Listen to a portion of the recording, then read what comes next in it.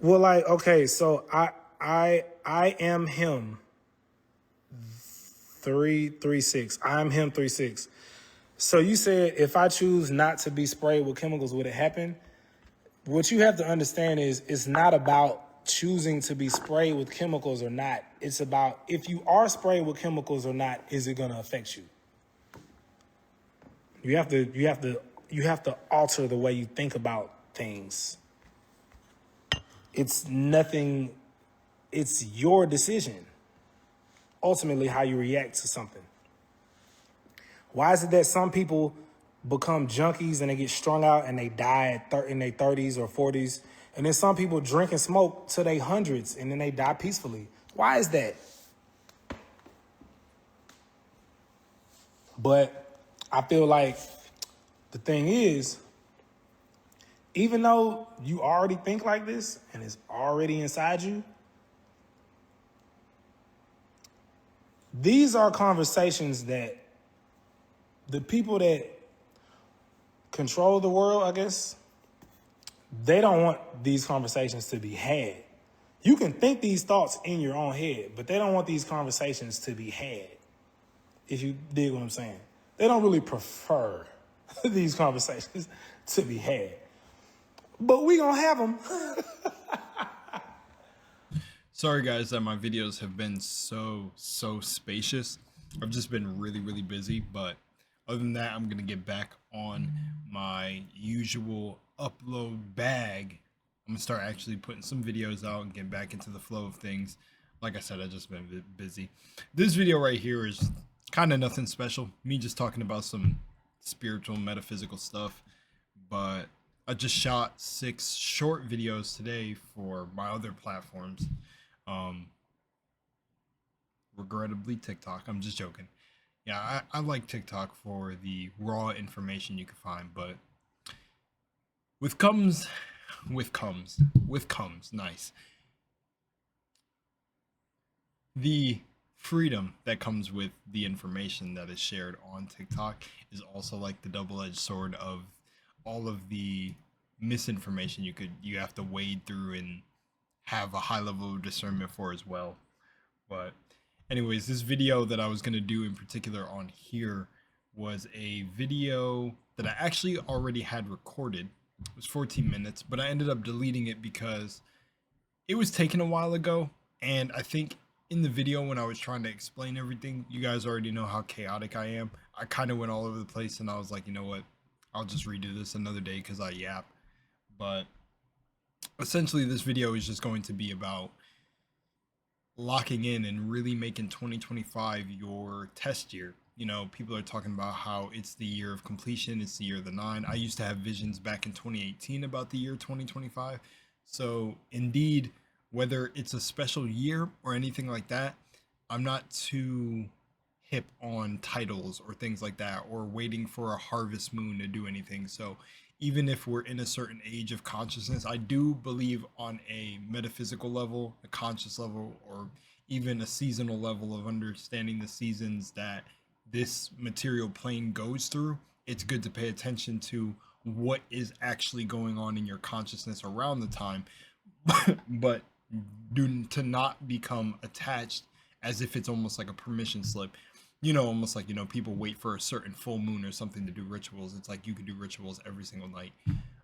Sorry if that ritual word scares some people out there, but you know, any ritual, you know, like you having a late night ritual where you wash your face and do all that, that's also considered a ritual.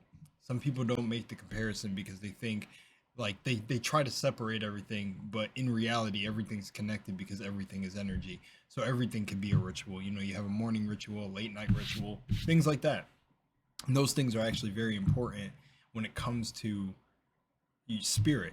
So, you know, it's important to have those things to also regulate your nervous system, because we are in a system of energy, frequency, and vibration. All the things that we're doing here match up to a frequency. Still got that cough. That's actually another funny topic, but I actually had to walk away from something that was causing me to be out of alignment almost a week and a half ago, and literally when I knew it was time to go, I got sick by the end of it. So that was a very, very high tell or a high sign for me that it was time to pack it up and dip. But if you're watching this part by now, you've probably seen the clip I put in the beginning of BOB talking about the things like affecting you or something along the lines of that. And that's kind of what I want this video to be about, or, you know, kind of a mix. Simple, short, and sweet is that your perception is really controlling reality. And if you actually observe the people around you who may partake in some of these things, like I've known, it's crazy. This is the crazy part too. I've known people and been around elders who smoked until they were 80, 90, never had not one problem. Maybe they had breathing problems on a biological level, of course, because your body is you're putting in chemicals you really don't know, but or you don't even really know, like tar and all this from cigarettes. But if you read the book The Holographic Universe, which is this is one of my biggest sources to get this from, but there's also so many other books that you can list, that your perception or your mind is so powerful that you can literally make yourself sick and allergic to things, or make at least the symptoms that come from those things worse. And definitely there's a book about creating magical entities that talks about this, with going into anxiety and depression and those things. That's for another video. But the truth is, I really do think, believe, and I've experienced myself that the way you view something is going to make it either like impact your body worse, or positively impact it, or not allow it to impact your body as bad. And in the Holographic Universe, it actually talks about doctors who did a study on a guy who had, I think he had cancer or something, pretty high up there. I think the last stage, what is it, like stage 3? That's like the killer. I don't know. I haven't spoke about cancer or know the types of stages well off the top of my head, so forgive me for that. But in the book, this dude had like killer cancer, you know, type of where you walk into the doctor's office, this dude's like, you have a 99% chance of dying and a 1% chance of survival. Good luck, buddy. Our medical industry. Anyways, this guy was a veteran, and what he did was he used his mind to, I think they had somebody like a psychologist or someone go into this guy's hospital room, and because I don't think chemo or anything was working for the guy. If you get the book for yourself, you can read the story. But as he was in this state, you know, pain, all this that he was going through, they said, okay, medicine's not working. This dude, I think, didn't even want to take the medicine, chemo and all that. So they said, let's try something else. Let's try visualizing your white blood cells, or the cells in your body that are supposed to fight against these things, to like picture them as soldiers, picture them as your brothers and your sisters on the battlefield, picture them as tanks and this rolling into battle, eating these cells. Now, your body is genius. Your body will let you know when something is not supposed to be there. Like, hey, we have an invader. You will flame up, lymph node swelling, everything. Your body has a reaction.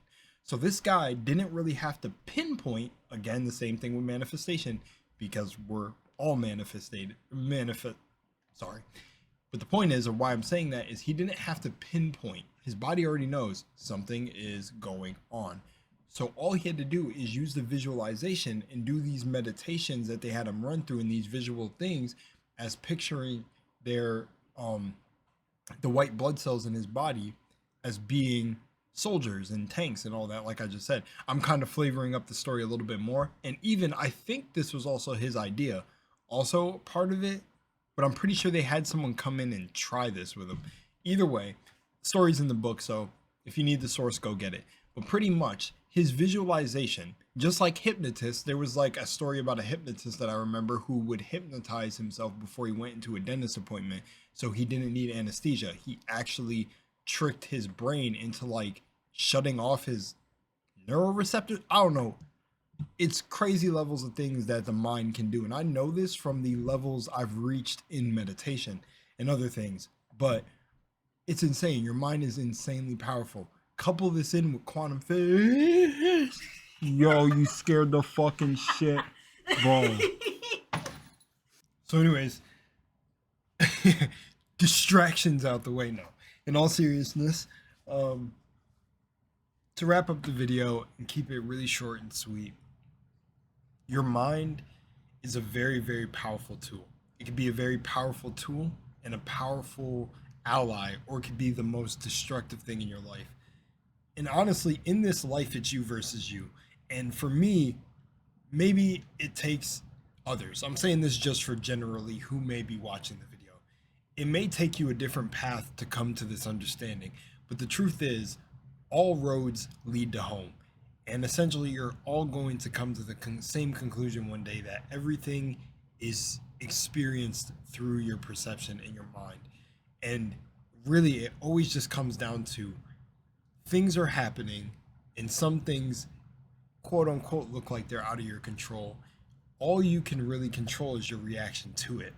But when you look at the science behind a lot of this stuff, and you look at even the faith aspect and the more metaphysical, spiritual aspect and the theories, you start to realize there's a lot at stake and at play when it comes to energy in this whole you versus you.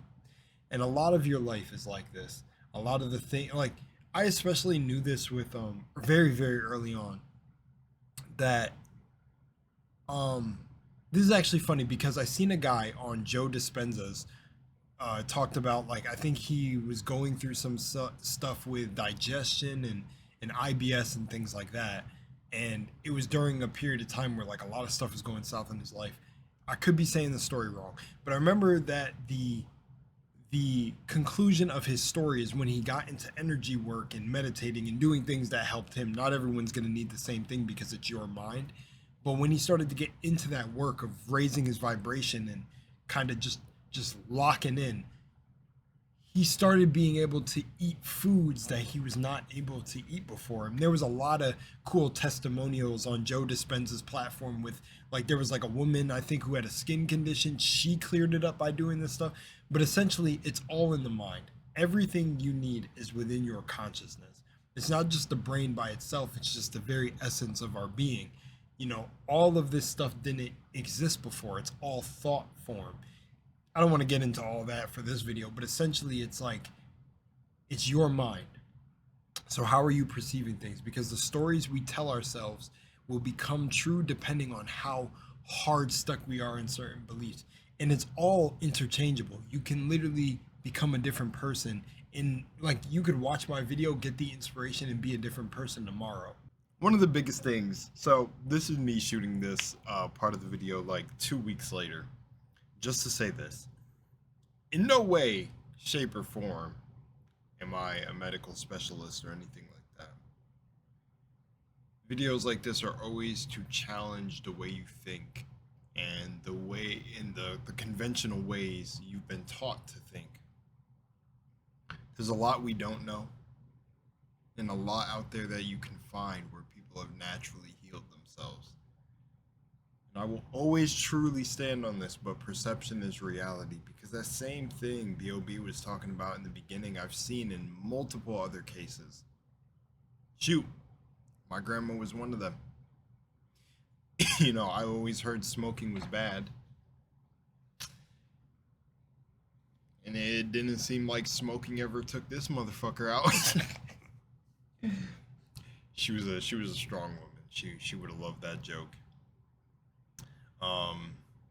She's actually probably laughing right now. Truth is perception creates reality. You know, I think you should definitely read The Holographic Universe and see that one where the guy envisioned his white blood cells to be like soldiers, or that's the visualization thing they did with him. But all I wanted to say is the original part of this video I had was way too long, so I wanted to come in here, clear that up, say that, and wrap up in a proper way, which is much love in Moonlight. But always remember, the mind is a powerful tool. Thank you, and good night.